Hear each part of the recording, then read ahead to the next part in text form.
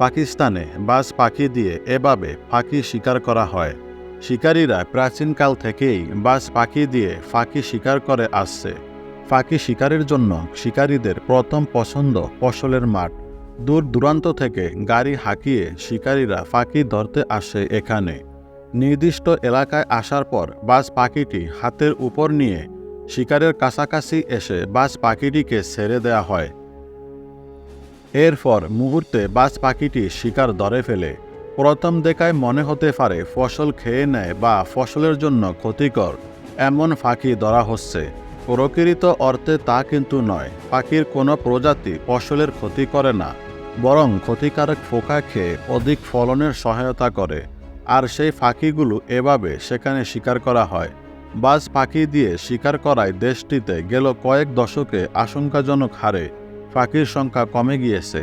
তবুও বন্ধ হয়নি পাখির শিকার। বাজ পাখি দিয়ে এভাবে পাখি শিকার করা বেশ সহজ, কিন্তু বাজ পাখিকে পোষ মানাতে শিকারীদের বেশ কষ্ট করতে হয়। অধিকাংশ শিকারী নিজের বাড়িতে বাজ পাখির ডিম ফোটানোর ব্যবস্থা করেন।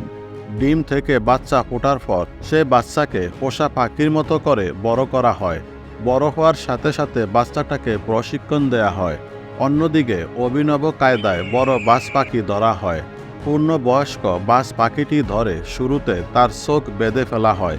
এরপর বাড়িতে নিয়ে নানা ধরনের শৌখিন জিনিসপত্র তার পায়ে বেঁধে দেয়া হয়। এরপর চোখ বেঁধে দেয়া হয় শক্ত চামড়া দিয়ে। শুরুর দিকে চামড়ায় কোনো ফুটো না থাকলেও কিছুদিন পর সামান্য ফুটো করে দেয়া হয়। বাজ পাখিটি এই ফুটো দিয়ে তখন কিছুটা দেখতে পায়। এরপর শুরু হয় প্রশিক্ষণ শেষে সাজিয়ে গুছিয়ে বাজ পাখিটিকে তোলা হয় বাজারে। পাকিস্তানে বাজ পাখির বেশ কদর রয়েছে। শিকারীরা প্রশিক্ষিত এসব বাজ পাখিকে চড়া দামে কিনে নিয়ে যায় আর ইচ্ছেমতো শিকার করে। পাখি দিয়ে পাখি শিকার করতে সময় লাগে মাত্র কয়েক সেকেন্ড।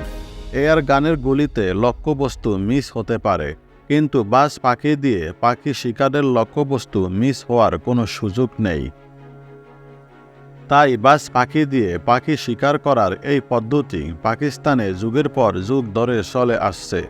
তো প্রিয় দর্শক, আজকের ভিডিও এ পর্যন্ত। ভিডিওটি কেমন লেগেছে তা কমেন্টে নিশ্চয়ই জানাবেন। ভিডিওটি ভালো লাগলে শেয়ার করুন। এরকম রহস্য রোমাঞ্চকর ভিডিও পেতে আমাদের চ্যানেলটিকে সাবস্ক্রাইব করুন। ভালো থাকবেন, সুস্থ থাকবেন।